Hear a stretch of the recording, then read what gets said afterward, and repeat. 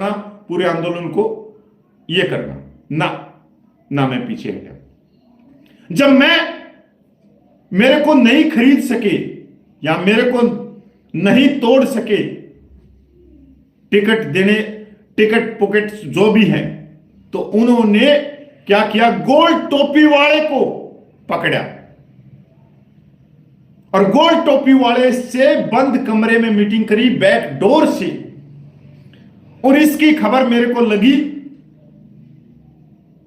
जब 25 जुलाई की जो बड़ी रैली थी, मेरे को लगी 2 या 3 अगस्त को एक एजेंसी वाले भाई ने बताया कि तुम्हारी तो मीटिंग होगी, तुम यहां क्यों बैठे हो जंतर मंतर पे।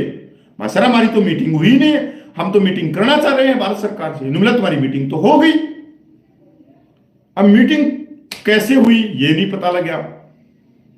अम्मा भाई इतने बड़े आदमी ने बताया है तो कुछ ना कुछ दाल में काला है, मैं उसके पीछे पीछे घूम रहा। उसने बात को चेंज कर दिया कि इसका मतलब ये गुप्त मीटिंग हुई है और जो ये कपिल फौजी जैसे नेता बड़े घूम रहे हैं इसको तो मालूम ही नहीं। तो वो अपनी बात को खा गया। कौन अपनी नौकरी को खराब करवाएगा भाई। अब मेरा जो सीधा इशारा गया जेडब्ल्यू नलिन तलवार पे, क्योंकि दिल्ली में मोर्चे को वो लेके चल गया और वो फेडरेशन का जनरल सेक्रेटरी। मैं सर मीटिंग हुई आपकी? निमला मेरी तो नहीं हुई। मैं सर धोखा मत दो। मैंने सीधा कहा था नलिन तलवार को, मैं कीड़े पड़ेंगे सर, 7.5 लाख माता बहनें देख रही हैं आपको, मीटिंग हुई है तो हुई है। मैं इतना सी नहीं हूं कपिल फौजी, 16 साल हो लिए मां संघर्ष करते ने, मां हाथों की रेखाएं जानता हूं मैं यहां पे आया हूं पूर्व सैनिकों के मान और सम्मान और स्वाभिमान बाबा भीमराव अंबेडकर के दिए हुए अधिकारों के अंतर्गत। मेरा कोई सगा नहीं है, ना नायक हरपाल है ना आप हैं, कोई नहीं है। मेरे सगे हैं तो 35 लाख पुरुष सैनिक। आप सच बताओ, अगर ये धोखा है तो ये बताओ इसको। अब वो भी मेरे पे आग बबूला कि यार ये मेरे पे क्यों शक कर रहा है, मेरे पे क्यों कर रहा है। इधर से मैंने नायक हरपाल से बात करी, वहां मीटिंग तो हुई है। कुछ दिन आगे निकले फिर संघर्ष में जुड़ गई। उसके बाद में वो 9 या 10 सितंबर की ऑडियो रिलीज हो गई उस शेकआउट की। उसके बाद में इनकी आंखें आई बाहर सबका कमेटी वालों की कि कपिल ने तो सही कही थी, मीटिंग तो हुई है। और इन्होंने वो कटुआ मीटिंग रख दी। कटुआ मीटिंग के अंदर इन्होंने उसके अंदर कागज लिख दिए, किसके इशारे पे, एक राजनीतिक पार्टी के ऊपर एजेंडा पॉइंट डाल दिया उसमें कि सबसे पहले कपिल फौजी को फेडरेशन से बाहर करो, उसके बाद में गोसल साहब को बाहर करो, उसके बाद में जेडब्ल्यू नलिन तलवार का जनरल सेक्रेटरी पे जो है फेडरेशन का हाथ खड़े करवा के इसको चेंज करो। ये एजेंडा पॉइंट जितनी भी संस्थाएं ने समर्थन दिया था फेडरेशन की, उनकी ईमेल पे आज भी हैं, नहीं है तो मेरे तो ले लेना। क्योंकि सच्चाई बताने का समय आ गया, पहले नहीं बता सके, आंदोलन को कोई झटका ना लगे। 4 मीटिंग करी है, 4 मीटिंग। गोल टोपी और जो वकीलों की संस्था है इन्होंने मिलके संघ से मिलके आपकी मांगों की 4 मीटिंग करी, नहीं तो कब के आप जीत के निकल जाते। पर भगत सिंह भी यही कहता है कि टूटना नहीं है,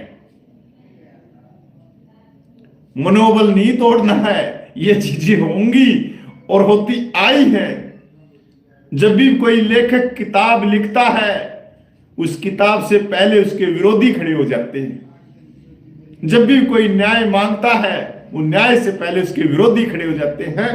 तो भगत सिंह कहता है कि ये तो स्वाभाविक है, इन्हीं चीजों से, इन विरोध से आप निकल गए तो जीत आपको मिलेगी, तभी तो संघर्ष में नाम लिखा जाता है।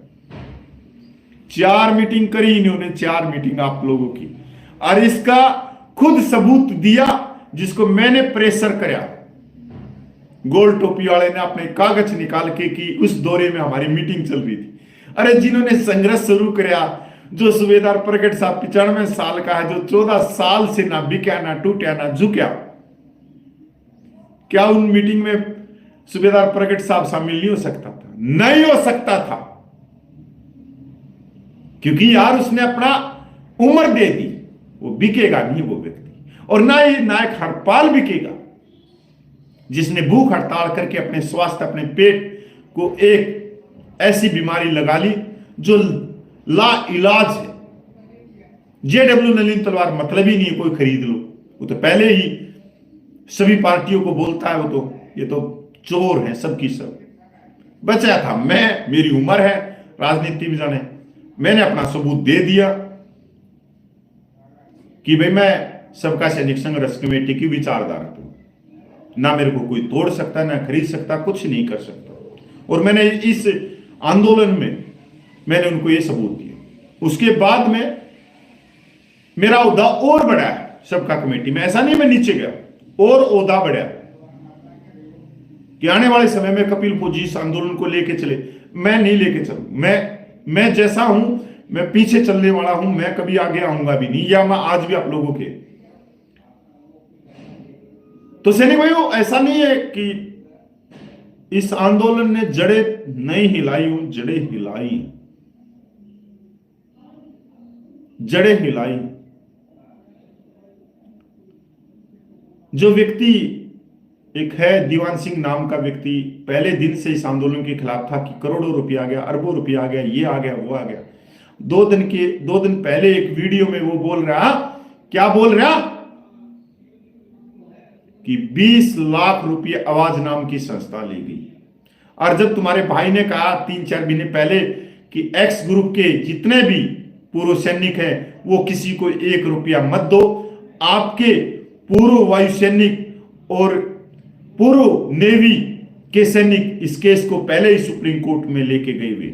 ये एक दुकानदारी है और आप इनकी दुकानदारी के अंदर पैसा मत दो, इनकी जेबें मत भरो, पर कोई मानने वाला नहीं था मेरी बात।